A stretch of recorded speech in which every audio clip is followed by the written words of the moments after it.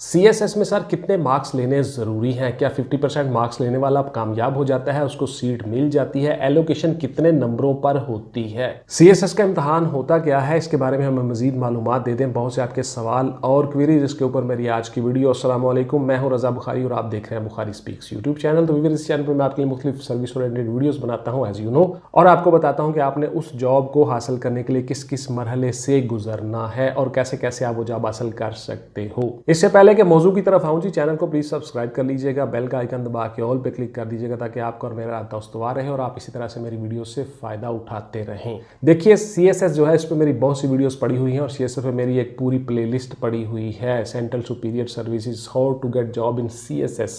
CSS में कामयाब कैसे हो सकते हैं, कैसे पास हो सकते हैं, सीएसएस होता क्या है, इसमें मेरे नोट्स भी अवेलेबल हैं, आप वो ले सकते हो बड़ी मामूली फ़ी के साथ। लाजमी मज़ामीन कौन कौन से होते हैं और इसमें कितने नंबर के होते हैं, तो देखिए सीएसएस में मैंने आपको क्लियर कट बता दिया हुआ, बहुत सी वीडियोज़ में फिर से शॉर्टकट बता देता हूँ कि सीएसएस में 600 नंबर आपका लाजमी कंपल्सरी सब्जेक्ट्स का होता है, जिसमें आपकी इंग्लिश है, ग्रामर एंड कंपोजिशन 100 नंबर की, 100 नंबर का आपका एसे है, 100 नंबर आपका करंट अफेयर है, 100 नंबर आपका पाकिस्तान अफेयर्स है और 100 नंबर आपका इस्लामिक स्टडी या इस्लामियात है और 100 नंबर आपका जनरल साइंस एंड एबिलिटीज है। तो इस तरह से आपका ये 600 नंबर पूरा हो जाता है कंपल्सरी। उसके साथ साथ 600 नंबर आपका इलेक्टिव या ऑप्शनल सब्जेक्ट्स का है, जिसमें आपके कुछ 200 नंबर के सब्जेक्ट्स हैं, कुछ 100 नंबर के सब्जेक्ट्स हैं। ये अप्रॉक्सीमेटली 55 to 60 सब्जेक्ट्स हैं, मुख्तलिफ ग्रुप बने हुए हैं, 5-6 ग्रुप। उन ग्रुपों में से आपने ये सब्जेक्ट सेलेक्ट करने होते हैं। ग्रुप के हिसाब से मेरी बहुत सी वीडियोस पड़ी हुई है, आपकी सब्जेक्ट सिलेक्शन पे मेरी बहुत सी वीडियोस पड़ी हुई हैं। इसके साथ साथ मेरे नोट्स अवेलेबल हैं सिलेक्शन के तौर पर, आप किस किस तरह से किस ग्रुप में क्या हासिल कर सकते हो। डिटेल के साथ मैंने हर चीज़ उन नोट्स में बताई हुई है, आप वो नोट्स ले सकते हो बड़ी मामूली फ़ी के साथ। उन 55 या 60 सब्जेक्ट्स में से आपने 600 नंबर सेलेक्ट करना होता है। कुछ 100 नंबर के सब्जेक्ट्स हैं, कुछ 200 नंबर के सब्जेक्ट्स हैं, उसकी आप 600 नंबर सेलेक्ट कर लेते हो अपनी चॉइस के मुताबिक, जो आपने सब्जेक्ट पढ़े हुए होते हैं या आपने एकेडमिक्स की होती है वो सारे के सारे सब्जेक्ट। उसके साथ साथ ये 1200 नंबर का रिटन और 300 नंबर का इसका वाइवा होता है या interview, psychological assessment test, viva, interview same 300 number का होता है। इस तरह से ये 1500 नंबर का एग्जाम है। इसमें ज़्यादातर बच्चे वही कामयाब होते हैं जो सबसे ज़्यादा नंबर लेते हैं। पूरे पाकिस्तान से एक कंपटीशन होता है, कंपटीशन का एग्जाम होता है, बहुत से बच्चों ने तैयारी की होती है, बच्चे कई कई सालों से बैठे होते हैं, तो इसलिए ये इसको कंपटीशन या मुकाबले का इम्तहान कहा जाता है। तो इसलिए आप इसमें आसानी से कामयाब हो जाते हो अगर आपने कमिटमेंट और डिवोशन के साथ पढ़ा हुआ होता है। इसके साथ साथ एक खास बात वो ये है कि इसमें सीएसएस में हर पेपर में आपके 20 नंबर का मार्क्स का आपका मल्टीपल चॉइस क्वेश्चन का एक सवाल होता है, एमसीक्यूज़ का। 80 मार्क्स आपने थ्योरी के लिखने होते हैं, उसमें आपने थ्योरी लिखनी होती है, 4 क्वेश्चन आपने हल करने होते हैं 20-20 नंबर के। इस तरह से हर आपका 100 नंबर का पेपर कवर हो जाता है। पेपर आपने कैसे हल करना है, उन पेपरों में क्या क्या करना है, कौन कौन से सवाल आते हैं, किस किस तरह से सवाल आते हैं, सवालों को कैसे हल करना है, ये सारी की सारी चीज़ें हमने अपने नोट्स में बताई हुई हैं और ऑनलाइन क्लासेज में बच्चे भी हमसे तैयारी करते हैं, आप भी हमसे तैयारी कर सकते हैं। मैंने क्लियर कट लिखा होता है, फिर से ज़रा गौर से सुन लें। WhatsApp only for online classes and notes available, purchasing not any other discussion please. आप लोग व्हाट्सएप पे आप मेरे साथ कोई गपशप नहीं लगाएंगे, मेरे पास इतना टाइम नहीं होता, मैं कोई जवाब नहीं दूंगा, याद रख लीजिएगा। हाँ अलबत्ता यूट्यूब कमेंट्स में मैं जब मुझे मौका मिलता है मैं ज़रूर जवाब देता हूँ, क्योंकि टाइम नहीं होता, बहुत टफ शेड्यूल होता है, बिजी शेड्यूल होता है और आप लोग व्हाट्सएप पे आके गपशप लगाना शुरू कर देते हो और पूरे पाकिस्तान से बच्चे सवाल कर रहे होते हैं,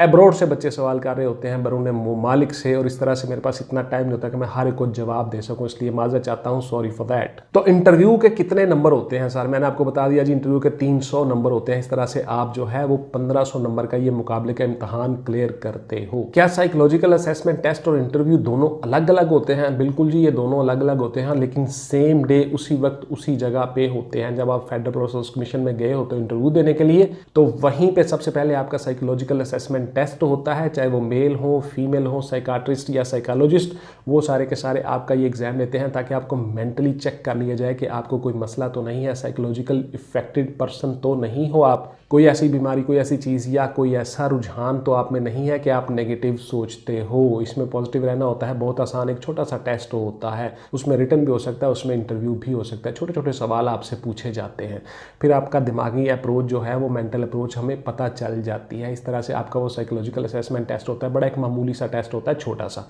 उसके बाद फिर आपका हो जाता है फाइनल इंटरव्यू या वाइवा। इस तरह से आपका ये 300 नंबर का प्रोसेस होता है जिसमें से आपने पास होना होता है। इसलिए मौजूद कैंडिडेट को चुन लिया जाता है, उम्मीदवार को देख लिया जाता है कि इसमें तहरीरी इम्तहान के साथ साथ क्या पर्सनैलिटी में वो चीज़ें हैं कि इसको ऑफिसर बनाया जा सके। तो इस तरह से आपका वो इंटरव्यू होता है। सिलेक्शन कितने नंबर वाले की हो जाती है सर? क्या 50% मार्क्स वाले बच्चे सिलेक्ट हो जाते हैं? तो देखिए, ये ज़रूरी नहीं है। आपका जो है वो 40% आपका पासिंग मार्क्स होते हैं और 50% आपका एग्रीगेट होता है। उसके बाद फिर जितने आपने नंबर लेने होते हैं उन सब नंबरों से आपकी एलोकेशन होती है और ग्रुपिंग होती है। जो जितने ज़्यादा अच्छे मार्क्स ले जाता है, ज़्यादा नंबर ले जाता है, उसकी अच्छे ग्रुपों में पोस्टिंग हो जाती है और जिसके मार्क्स नीचे आते हैं वो छोटे ग्रुपों में आ जाता है। जैसे OMG है, जैसे रेलवे है, जैसे पोस्टल है, ये छोटे छोटे ग्रुप जो हैं इनमें वो आ जाता है। ग्रेड 17 ही होता है, ब्यूरोक्रेट ही होता है और सिविल सर्विसेज में ही होता है। लेकिन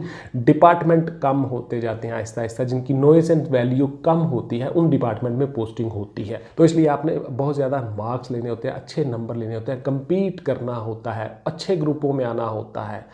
फॉरेन सर्विसेज ग्रुप है, पाकिस्तान एडमिनिस्ट्रेटिव ग्रुप है, पुलिस सर्विसेज ऑफ पाकिस्तान है, कस्टम्स है, इसके साथ साथ इनलैंड रेवेन्यू है, मिलिट्री कंटोनमेंट है। ये सारी की सारी चीज़ों में आपने अच्छे मार्क्स लेके आना होता है अच्छे ग्रुप्स में। हमें कुल नंबरों में से कितने नंबर ले लेने चाहिए कि हम उसमें सेलेक्ट हो जाएं, पास हो जाएं? फिर से वही सवाल मैंने आपको बड़ी डिटेल के साथ बता दिया हुआ है कि ये सारी की सारी चीज़ें ऐसी होती हैं कि आपके जो नंबर हैं, आपकी जो कारकर्दगी है CSS में, वही क्लियर करती है कि आप किस जगह पे फॉल करोगे और किस डिपार्टमेंट में जाओगे। तो इसलिए आपने अपना 100% आउटपुट देना होता है और ज़्यादा से ज़्यादा मैक्सिमम नंबर लेने होते हैं ताकि आपकी ग्रुपिंग अच्छी आ जाए और अच्छे ग्रुप में आपकी एलोकेशन हो जाए। तो CSS में एलोकेशन के लिए ज़रूरी है कि आप हमेशा टॉप पे आए, टॉप पे सोचें, टॉप पे रहें और टॉप की तरफ बढ़ते रहें।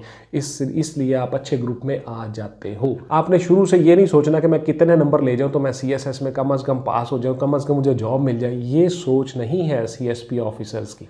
CSS करने के लिए आपको हमेशा टॉप की तरफ देखना होता है कि मैंने सबसे ज़्यादा अच्छी कारकर्दगी करनी है। मैं क्या ऐसा करूं, दूसरों से डिफरेंट करूं कि मैं सबसे आगे निकल जाऊं। मुझे क्या करना चाहिए, किस तरह से मुझे ज़्यादा मार्क्स लेने चाहिए, मुझे हर पेपर में क्या करना चाहिए, हर सवाल में क्या करना चाहिए। एक एक नंबर में 10-10 लोगों की ज़िंदगी का फैसला हो रहा होता है, याद रखिएगा। 772.1, 772.3, 772.4, 772.5, यानी एक नंबर में पॉइंटों के हिसाब से 10 लोगों की जिंदगी का फैसला होता है। एंड पे जाके जब नंबरों की कलेक्शन होती है तो फाइनल ग्रैंड टोटल में बहुत से बच्चे रह जाते हैं और अप्रॉक्सीमेटली जो आपका रिजल्ट बनता है, जो आपकी फाइनल एलोकेशन लिस्ट बनती है, वो 100 से 125 नंबर के अंदर ही बन जाती है। बिकॉज हर साल 200 से ज़्यादा राउंड अबाउट 200 सीटें होती हैं, 205, 210, 190, 190, 195, 200, 205, इस तरह से, यानी राउंड अबाउट 200 के वो सीटें होती हैं हर साल और उन्हीं में एलोकेशन होनी होती है। तो इसलिए जो बच्चे फिर थोड़े नंबर ले जाते हैं वो रह जाते हैं, उन्होंने अगले साल फिर से अटेम्प्ट लेनी होती है। इसलिए कंपटीशन का एग्जाम कहलाता है और एक एक नंबर में 10 लोगों की जिंदगी का फैसला होता है। ये वो इम्तहान है CSS जो है, जायनिक टास्क नटाड़ा का पफ्टी। तो आपने इसको बहुत ज्यादा मेहनत के साथ, कमिटमेंट और डिवोशन के साथ पढ़ना होता है, आप कामयाब हो जाते हो। बहुत से बच्चे हमसे तैयारी कर रहे होते हैं, आप भी हमसे तैयारी कर सकते हो, मेरे नोट्स भी ले सकते हो बड़ी मामूली फ़ी के साथ।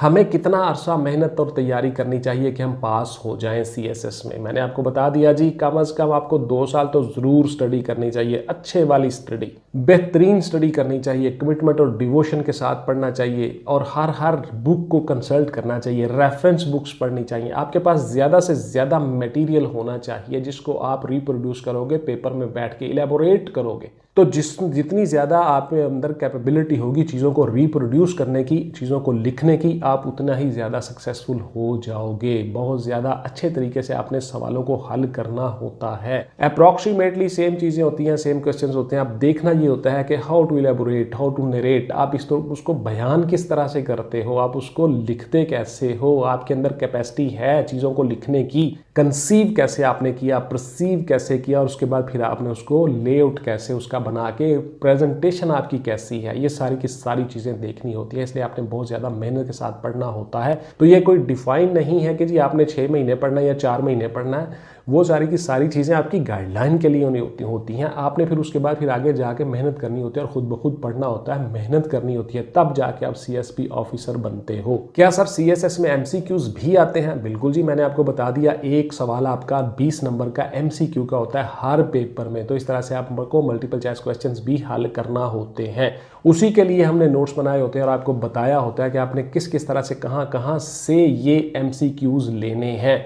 तो इन MCQs को हासिल करने के लिए आपने क्या क्या करना है, क्या क्या क्राइटेरिया है, उसमें मेरे नोट्स डिटेल से बने हुए आप ले सकते हैं बड़ी मामूली फी के साथ। तो ये थी जी मेरी आज की वीडियो के CSS में क्या 50% नंबर वाले बच्चे पास हो जाते हैं या कितने नंबरों वालों की एलोकेशन हो जाती है। उम्मीद है आपको आज की वीडियो पसंद नहीं होगी। इसको स्किप मत किया करें, एक एक लाइन को गौर से पढ़ा और सुना करें। आपके लिए इसमें बहुत सी चीज़ें होती हैं जो आपको मैं फ्री में दे रहा होता हूँ। Thank you very much. इंशाल्लाह मिलेंगे किसी अगली वीडियो में। टिल देन टेक केयर, अल्लाह हाफिज़ एंड गुड बाय। पाकिस्तान जिंदाबाद।